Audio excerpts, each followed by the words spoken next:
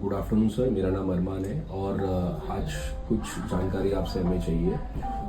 जैसे कि कुछ मामलों में आप देख रहे हैं कि डेंगू बुखार और गंभीर रूप से ले लेता है, तो डेंगू के बारे में हमको जानना है कि उसके बारे में आप थोड़ा सा बताइए कि हमें क्या सावधानी बरतनी चाहिए और उसके क्या लक्षण है डेंगू के। देखिए, डेंगू में क्या होता है कि बहुत तेज फीवर आता है, मांसपेशियों में बहुत ज़्यादा दर्द होता है, चक्कर और उल्टी भी हो सकता है।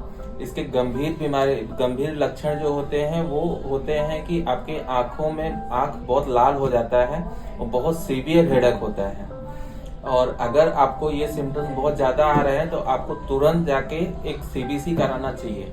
और डेंगू का मेन सिम्टम्स सीबीसी में आपको समझ में आएगा कि प्लेटलेट्स बहुत डाउन हो रहे हैं। ठीक है, अगर प्लेटलेट डाउन हो रहे हैं तो आपको तुरंत हॉस्पिटलाइज होना चाहिए। और डेंगू वायरस शरीर में कितने दिन तक रहता है सर?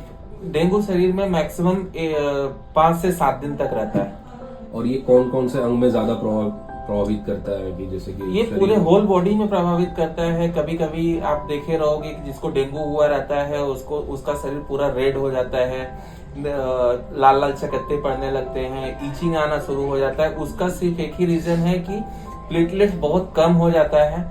और कभी कभी ये भी देखा गया है कि नाक, कान, मुंह से या फिर यूरिन के रास्ते से, संडास के रास्ते से हल्का ब्लीडिंग भी चालू हो जाता है। वो बिकॉज ऑफ प्लेटलेट्स, क्योंकि प्लेटलेट्स हमारे बॉडी का जो ब्लीडिंग होने के लिए जो कोगुलेंट है वो होता है। अगर वो कम हुआ तो ब्लीडिंग कहीं से भी चालू हो सकता है, तो उसका केयर बहुत ज्यादा करना चाहिए। तो डेंगू का सबसे बढ़िया इलाज क्या होगा सर जी? डेंगू एक्चुअली घर में इलाज करने लायक बीमारी नहीं है, उसको तुरंत हॉस्पिटलाइज करना चाहिए।